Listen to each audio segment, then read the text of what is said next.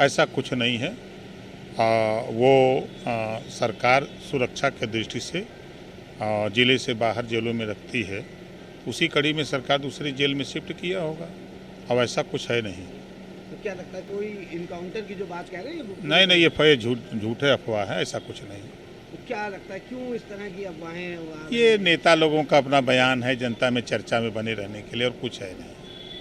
इसके साथ ही गठबंधन जो है इंडिया का, उसमें लगातार दरारें मिलकर चुनाव लड़ना चाहते हैं। वहीं कांग्रेस के नेता को चुरकुट कहते हैं। दूसरी तरफ वो कह रहे हैं कि हमने सीटों के बंटवारे को लेकर के कई विवाद करे हुए। कमलनाथ कह रहे हैं कि अखिलेश की बात बाद में करिएगा। देखिए, ये नेता लोग हैं भैया, नेता नगरी है, और गठबंधन लोग करते हैं। ये गठबंधन चलने वाला नहीं है, सच तो यही है। उसका कारण है न चलने का कि अलग अलग विचारों के लोग इकट्ठा हुए हैं और सब लोग परेशान हैं। सबको सीटों की बड़ी ख्वाहिश है कि हम सब सीटें हम ही लड़ें। इससे यही वजह है कि लोग आपस में लड़ रहे हैं।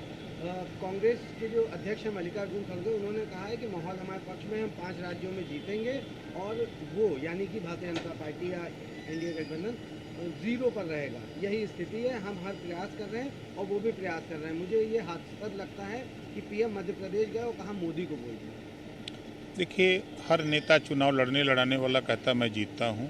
जनता मालिक होती है और जनता वोट देती है, और जब रिजल्ट आता है तब सब लोग अपनी अपनी हार मान लेते हैं। जीतने वाला जीत जाता है, हारने वाला हार के अपने घर चला जाता है, जीतने वाला जीत के सरकार चलाता है। इसी के साथ अरविंद केजरीवाल ने भी ये बात कही कि 2024 में बीजेपी को सत्ता से हटाना देश में सबसे बड़ी देशभक्ति है। उन्हें 2014 से 19 में ऐतिहासिक बहुमत मिला था। अगर वो चाहते तो देश में ज़बरदस्त प्रगति कर सकते थे, लेकिन असफल है। देखिए, अब लपटे तो हैं, वो भी तो विपक्षी एकता में हैं, तो रोक कौन रहा है? कोई रोक तो रहा नहीं है। ये लोग परेशान खाली हैं। जो गोलबंदी है, ये कोई सफल गोलबंदी नहीं है। अलग अलग स्टेटों में अलग अलग लड़ने वाले लोग हैं, उससे कुछ होना नहीं है। 2024 में माननीय नरेंद्र मोदी जी 330 प्लस सीट जीत के चुनाव पुनः तीसरी बार प्रधानमंत्री बनेंगे।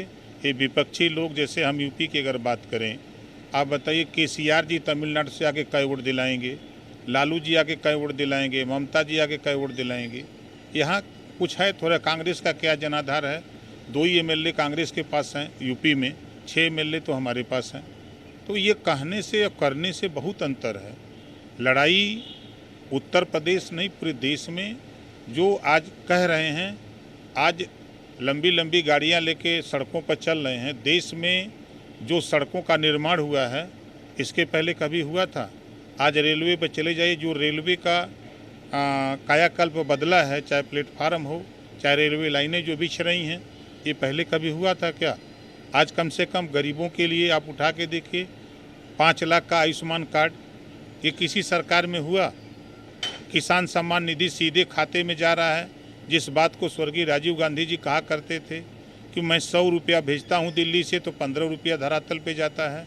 आज तो सीधे 100 रुपया खाते में जा रहा है ना। किसान सम्मान निधि खाते से खाते सीधे किसान के यहाँ। तो कहाँ भ्रष्टाचार खत्म? जो बीच में बिचौलिए थे, आज राशन जो बीच में बिचौलिए होते थे, वो राशन गरीब के घर तक पहुँच रहा है। चाहे प्रधानमंत्री आवास की बात हो, आप उनके घर तक पहुँच रहा है। तो ये विपक्ष के लोग परेशान इस बात को लेके हैं कि माननीय योगी जी के नेतृत्व में और माननीय मोदी जी के नेतृत्व में उत्तर प्रदेश को अगर हम बात करें, तो उत्तर प्रदेश में सपा बसपा कांग्रेस की सरकारों में बड़े पैमाने पर दंगे होते थे, कर्फ्यू लगते थे, घर से लोग नहीं निकल पाते थे। तो चिंता इस बात की है विपक्षियों की कि कर्फ्यू क्यों नहीं लग रहा है, दंगे क्यों नहीं हो रहे हैं। दंगे नहीं होंगे, कर्फ्यू नहीं होगा तो हमको वोट नहीं मिलेगा। समाजवादी पार्टी कभी नहीं चाहेगी कि कांग्रेस मजबूत हो। समाजवादी पार्टी चाहती है कि भारतीय जनता पार्टी मजबूत बनी रहे, ताकि मुसलमान गुमराह होकर के नफरत में हमारे साथ खड़े रहें। इस नाते समाजवादी पार्टी के हर जवान पे, अभी आपने देखा ना कि सीट वाले मामले पर चट कांग्रेस उंगली उठा दिया ना कि बीजेपी के सहयोगी हैं। आप ये बात जब बीजेपी के सहयोगी हैं तो समझौता क्यों किए हो भाई? जब सब लोग बीजेपी के सहयोगी हैं तो आप भी तो सहयोगी हो। 89 में माननीय मुलायम सिंह यादव जी मुख्यमंत्री बने तो भारतीय जनता पार्टी के सहयोग से बने थे। भूल गए का? ये कौन पार्टी है जो भारतीय जनता पार्टी का सहयोग नहीं लिया? चाहे ममता जी रेल मंत्री बनी, चाहे नीतीश जी बने रेल मंत्री, चाहे उद्धव ठाकरे जी सरकार में थे, ये कौन बचा हुआ है? ये सिर्फ नेता लोग हैं भैया। ये नेता लोग क्या बोलते हैं, क्या करते हैं, वही लोग जानते हैं। ठीक है।